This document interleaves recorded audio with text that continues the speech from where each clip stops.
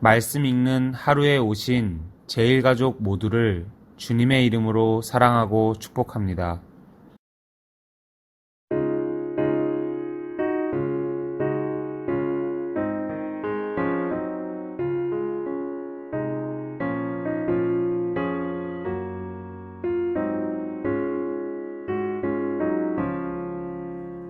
사철의 봄바람 불어있고 하나님 아버지 모셨으니 믿음의 반석도 든든하다. 우리 집 즐거운 동산이라. 고마워라 임마누엘. 예수만 섬기는 우리 집. 고마워라 임마누엘.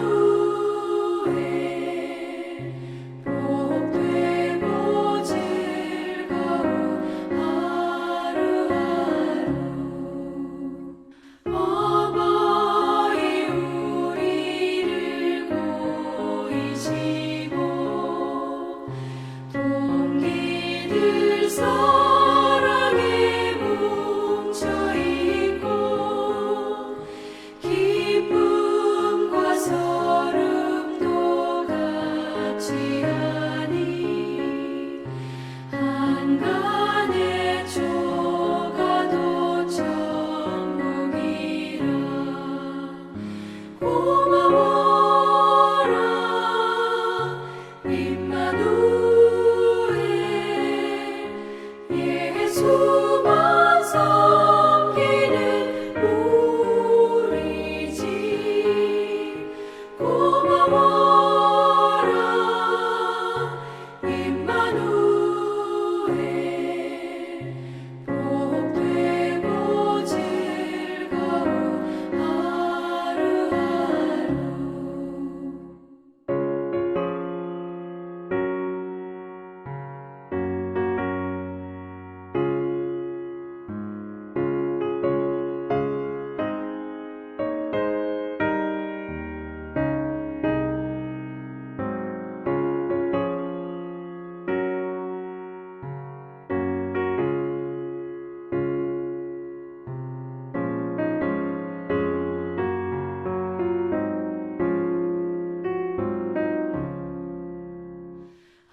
아침과 저녁에 수고하여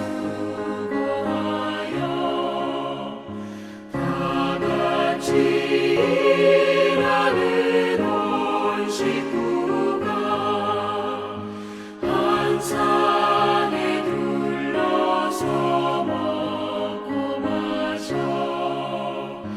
여기가 우리의 낙원이라. 고마워라 임마누엘. 예수만 섬기는 우리 집. 고마워라 임마누엘. 복되고 즐거운 하루하루.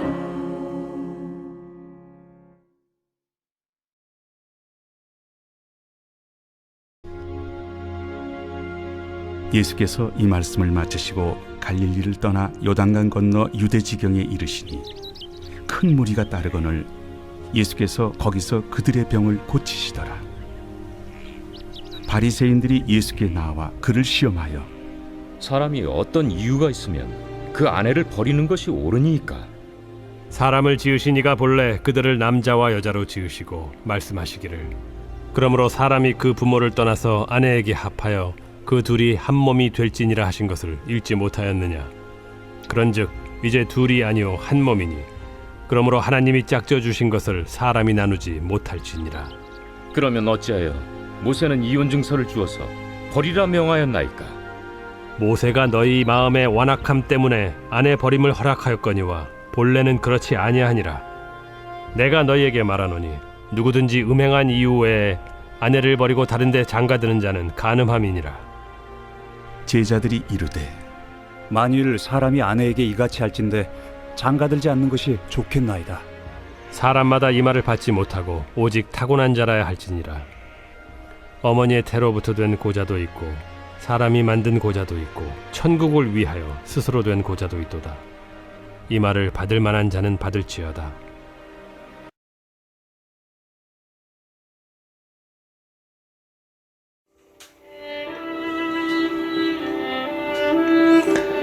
예수님은 갈릴리에서 행하신 사역을 뒤로하고 예루살렘을 향한 여행길에 오르셨습니다. 예수님은 예루살렘에서 대적들에게 받을 도전 앞에서 당신의 교훈으로 제자들을 굳게 세우길 원하셨습니다. 먼저 제자들의 삶에서 중요한 영역인 결혼과 이혼에 대해 말씀하셨습니다.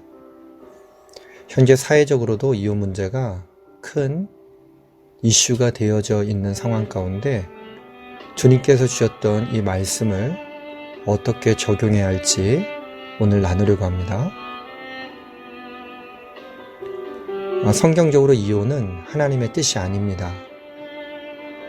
바리새인들은 율법에 있는 이혼에 관한 조항으로 예수님을 시험합니다. 부부가 어느 경우에 이혼하는 것이 정당한지를 질문한 것입니다. 신명기 24장에는 사람이 아내를 맞이한 후에 수치되는 일이 발견되면 이혼 증서를 써서 다시 집으로 돌려보낼 수 있다고 기록되어 있습니다. 바리새인들의 질문을 받으신 예수님은 이혼은 하나님의 뜻이 아님을 분명히 말씀하십니다. 남자와 여자가 부모를 떠나 결혼한 후에는 한 몸이기 때문에 그들이 갈라서는 것은 하나님의 뜻이 될 수 없다는 것입니다. 하나님이 세우신 창조 질서를 무시하고 이혼해서는 안 됩니다. 하나님은 부부관계를 통해 하나님과의 연합을 경험하고 훈련하도록 설계하셨습니다.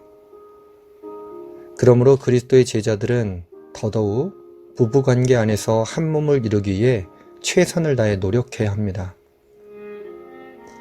많은 심리학자들에 의하면 남자와 여자는 사물을 보는 사고와 상황을 인식하는 방식에서 많은 차이가 있다고 합니다. 더욱이 서로 자라온 문화가 다르고 타고난 성격에도 다른 점을 가진 두 사람이 한 몸과 마음이 되는 것은 결코 쉽지 않습니다. 예수님은 당신의 제자들이 이런 모든 차이와 다름에도 불구하고 서로의 연약함을 수용하기 위해 노력하기를 원하셨습니다. 이혼한 가정이 늘어나는 우리 사회에서 하나님의 뜻에 합당한 결혼 생활을 위해 노력한다면 우리 가정을 통해 거룩한 하나님의 영광이 드러날 것입니다. 우리는 하나님을 의뢰해야 합니다. 사람들은 배우자가 아닌 다른 사람과 불륜을 저질러 결혼 서약을 깨기도 하고 배우자를 학대하거나 폭력을 행사하기도 합니다. 성경은 이러한 경우에는 이혼 가능성을 열어놓고 있습니다. 그러나 예수님은 이러한 가능성은 전적으로 인간의 완악함 때문이라고 말씀하십니다. 하나님의 창조 질서를 어기고 그 뜻에 반역하는 인간은 결혼관계 안에서도 타락과 오염을 일으킵니다. 현재 우리나라는 계속 이혼율이 증가하고 있으며 37개 OECD 국가 중에서 10위권 안에 드는 높은 이혼율을 기록하고 있습니다. 배우자의 외도, 빈곤, 성격 차이, 학대 등 이혼 사유도 다양합니다. 예수님의 제자들도 이러한 다양한 어려움을 직면합니다. 때로는 우리 안에 있는 모난 성격이 배우자를 어렵게 하기도 하고 배우자가 가진 연약함이 우리 마음에 상처를 입히기도 합니다. 이와 같은 결혼 생활의 위기를 어떻게 해결할 수 있을까요? 결혼과 가정을 설계하시고 우리에게 복으로 허락하신 하나님께 그 문제들을 가지고 나아가야 합니다. 시편 기자는 하나님이 집을 세우지 않으시면 그것을 바르게 세우려는 인간의 노력은 허사라고 했습니다. 가정의 주인은 하나님이십니다. 하나님의 배우자를 만나게 하시고 평생 부부로 살도록 짝지어 주셨습니다. 그렇기 때문에 부부 문제의 해답은 하나님께만 있습니다. 가정을 위해 하나님을 의지하면 하나님은 우리 가정을 거룩하게 세워가실 것입니다. 가정은 하나님이 만드신 최초의 공동체입니다. 서로 갈라서는 것은 하나님의 뜻이 아님을 우리는 깊이 새겨야 합니다. 그리고 갈라서지 않도록 서로가 노력해야 할 것입니다. 하나님은 남자와 여자를 부부로 짝지으시고 온전한 연합을 이루도록 계획하셨습니다. 우리가 배우자를 사랑하고 이해하기 위해 노력하며 하나님을 의뢰한다면 여러 어려움이 해결되며 상처 입은 가정이 치유받을 것입니다. 기도하도록 하겠습니다. 주님, 하나님께서 짝지어 준 것을 사람이 나눌 수 없다고 하는 그 말씀을 기억하게 하여 주시고 주님께서 주셨던 그 말씀에 순종하는 우리 모든 가정들이 되게 하여 주시옵소서. 가정 안에 상처들, 우리 사람들이 이해할 수 없으나 하나님은 다 이해해 주시고 그 모든 것들을 품어주신 줄로 믿습니다. 우리 가정들이 피치 못할 상황 가운데 놓여지지 않도록 주님께서 은혜의 영과 화해의 영과 사랑의 영을 통하여 주셔서 우리 가정을 지켜주시고 보호하여 주시옵소서. 배우자들이 서로를 돕게 하여 주시고 서로를 세우게 하여 주시며 서로의 연약함을 감당케 하여 주시고 내가 무언가 더 받은 달란트가 있다면 서로를 위하여 그 달란트를 사용할 수 있는 기쁨을 누리게 하여 주시옵소서. 혹시 어려움 가운데 있는 우리 제일가족들의 가정들이 있다면 오늘의 말씀을 통하여 주께서 주시는 은혜와 회복의 영이 그 가정을 치유하게 하여 주시옵소서. 주께서 우리 모두들을 영적인 공동체로 세우심에 감사드립니다. 주님, 오늘도 주님의 은혜 가운데 거할 수 있는 복된 자녀들 되게 하여 주시옵소서. 우리 구주 예수 그리스도 이름으로 기도합니다. 아멘.